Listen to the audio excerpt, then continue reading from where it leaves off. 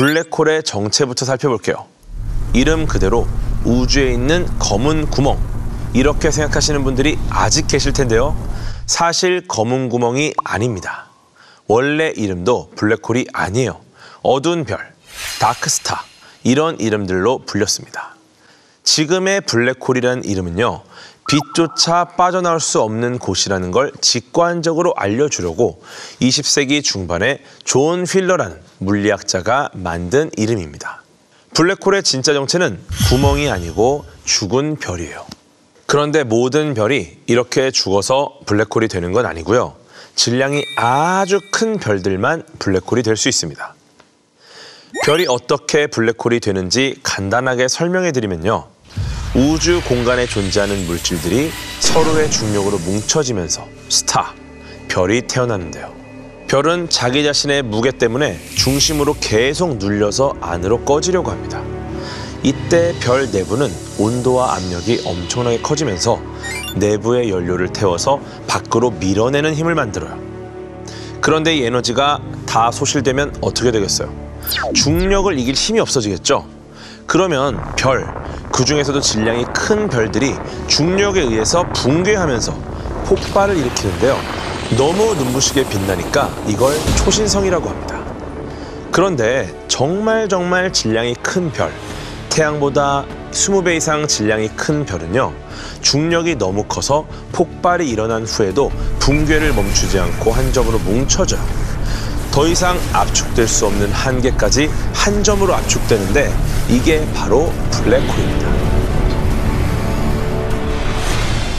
이론적으로는 블랙홀이 있을 수 있다.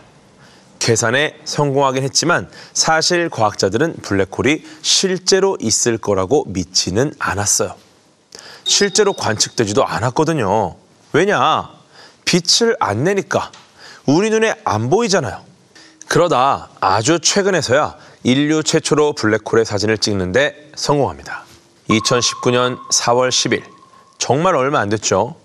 처녀자리에 있는 M87이라는 은하 중심에서 블랙홀을 촬영한 겁니다. 물론 블랙홀은 빛조차 빨아들이기 때문에 엄밀히 말하면 블랙홀의 그림자를 찍은 것인데요. 이렇게 생겼는데요. 이 블랙홀은 지구에서 5,500만 광년 떨어져 있고 질량은 태양의 약 65억 배입니다. 크기도 무지하게 커서 이 블랙홀 안에 태양계가 일렬로 4개가 들어가고도 남을 크기였어요. 제가 말씀드리면서도 공상과학 같은 믿기지가 않는 그런 관측 결과입니다. 이걸 도대체 어떻게 찍었냐? 전 세계에 분포된 8개의 전파 망원경을 연결해서 지구만한 가상의 망원경을 만들어서 관측한 겁니다. 그렇게 관측된 총 용량이 5페타바이트였는데 우리가 잘 아는 단위인 기가바이트로 환산하면 500만 기가바이트입니다. 웹하드로 데이터를 보내도 너무 오랜 시간이 걸려서 각 관측소의 하드디스크를 항공기로 옮겨서 합칠 정도였죠. 이런 어려운 과정을 거쳐서 인류가 상상 속에서만 존재하던 블랙홀을 실제로 보는데 성공한 거예요. 아, 정말 지금 떠올려도 현실 같지 않은 경이로운 사건이었습니다. 이렇게 블랙홀을 실제로 관측을 하게 되면서 우리가 여태까지 이론적으로 쌓아올린 지식들이 실제와 꽤 많이 맞아떨어지는 그런 감동을 경험하게 됩니다. 그중 하나가 사건의 지평선 근처의 어두운 그림자를 실제로 확인한 건데요.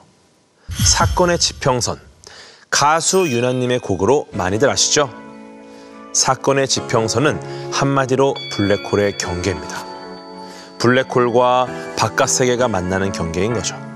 이 경계를 일단 넘어오면 당연한 이야기지만 빛조차 빠져나갈 수 없습니다. 그리고 블랙홀 안에서 일어나는 어떤 현상이나 사건도 경계 바깥에서는 보이지 않아요. 그래서 유나님 곡을 보면 사건의 지평선 너머로 라는 가사가 자주 나오는데요. 이별하면서 우리의 추억을 사건의 지평선 너머로 보내준다. 우리는 추억을 잊겠지만 사건의 지평선 안쪽에는 남아있을 거다. 이런 의미로 해석을 하죠. 또 제가 블랙홀 관련해서 이야기를 하다 보면 여러분께 많이 듣는 질문이 있어요. 만약에 우리가 우주선을 타고 블랙홀에 뛰어든다면 어떻게 될까요? 이런 질문에 제가 답변을 드리기 좀 힘들었던 이유가 너무 잔인해요. 일단 우리 몸이요, 마치 국수처럼 양쪽으로 점점 늘어납니다. 그리고 깊이 들어가면 결국엔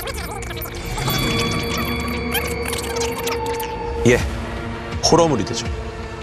블랙홀의 중심으로 갈수록 중력에 당기는 힘이 강하게 작용해서 그렇게 되는 거예요. 크기가 작은 블랙홀에 뛰어들수록 더 빨리 찢어질 겁니다. 그러니까 미래 우주 여행을 하게 된다면요, 블랙홀은 잘 피해서 지나가는 게 좋겠습니다. 물론 만나기도 쉽지 않아요.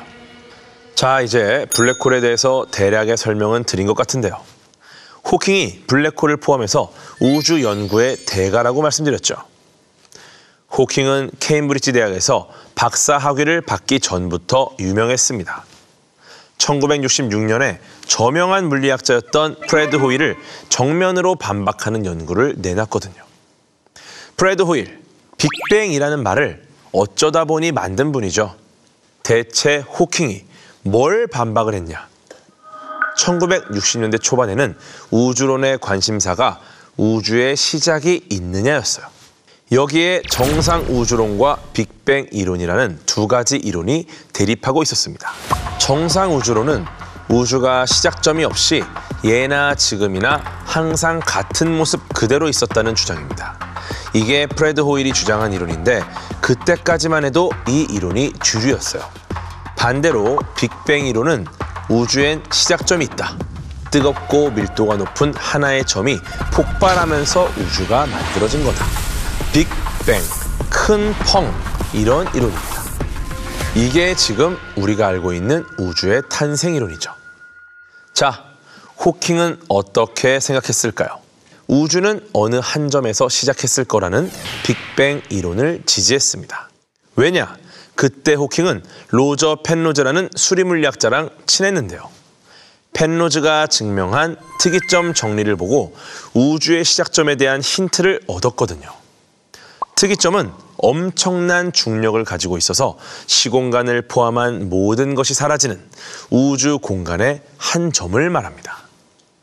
펜로즈는 별들 중에는 자신의 중력으로 인해서 급격히 작아지다가 결국 사라지는 것들이 있는데 이 사이에 형성된 특이점이 블랙홀이 된다는 걸 증명했어요.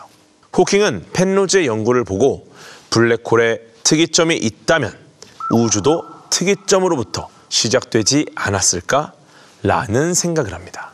우주는 계속 팽창하고 있는데요.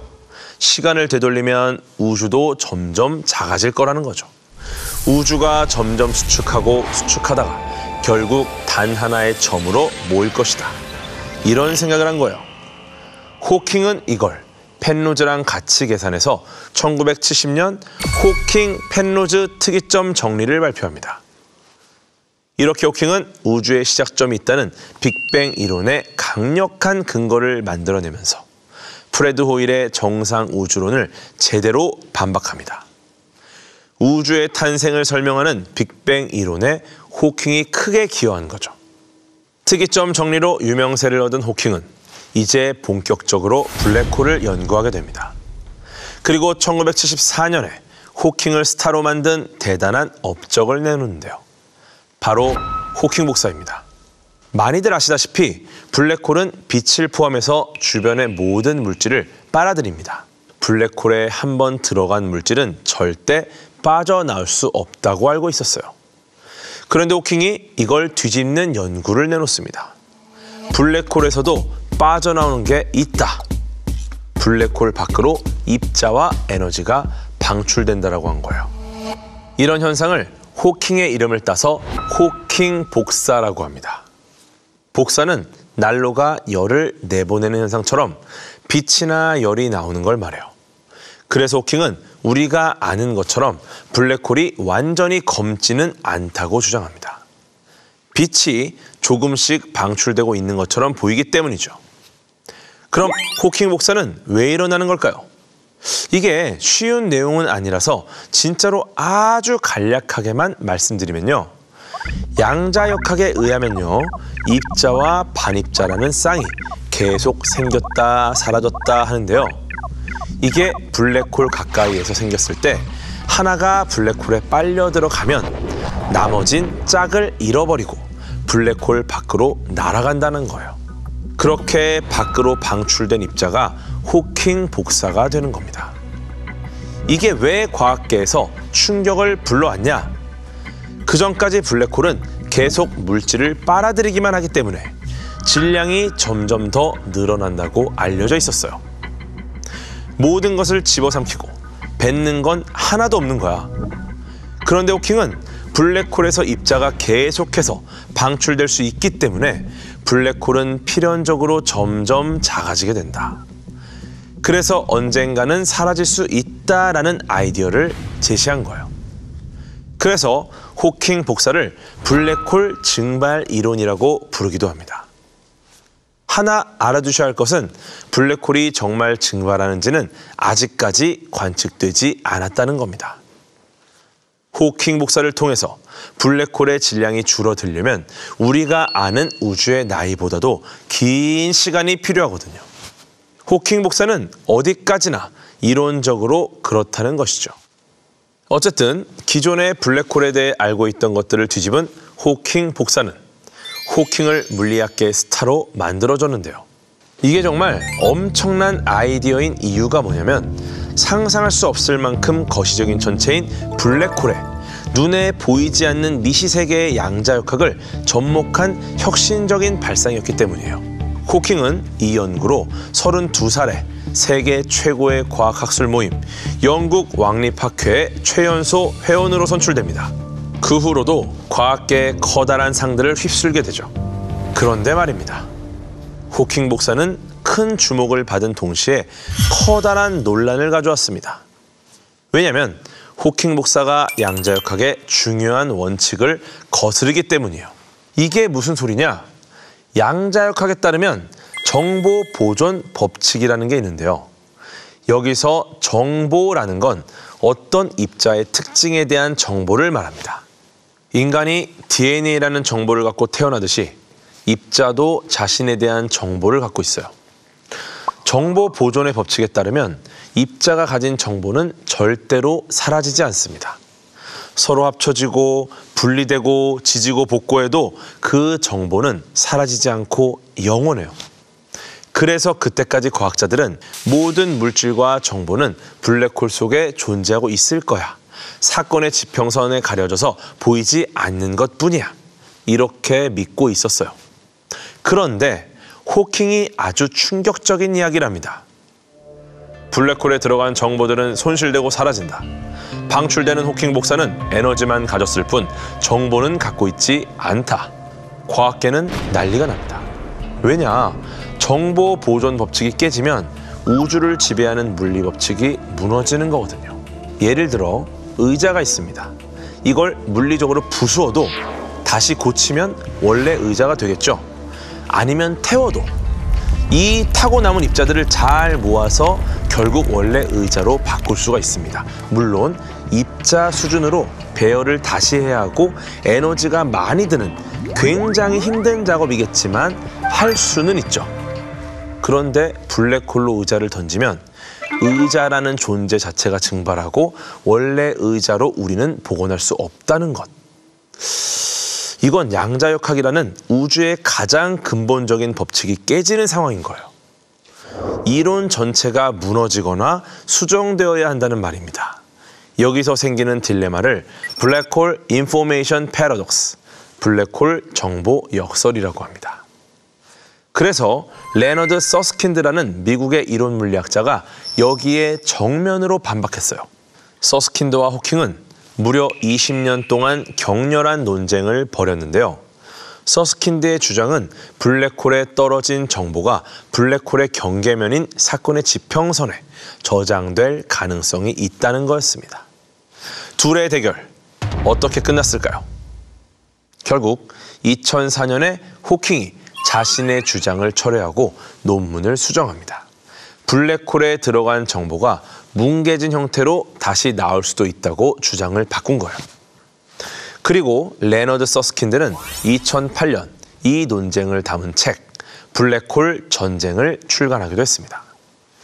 그 후로도 호킹은 2014년에 한 번 더 논문을 수정했는데요. 사실 블랙홀의 정보 역설은 지금 50년 가까이 아직도 답을 내리지 못했습니다. 호킹도 생전에 이 역설을 못 풀었고요. 그 뒤로 많은 과학자들이 매달렸지만 여러 가설만 나오고 명확한 해답은 나오지 않았습니다. 지금의 현대 물리학은 정보는 결국 보존될 것이라는 방향으로 가고 있긴 하지만 누군가 더 명확한 해석을 내놓는 사람이 있다면 노벨 물리학상을 받을 수 있지 않을까요? 이거 보시는 분 중에 누군가가 도전해 보시는 것도 좋겠다는 게 제 바람입니다.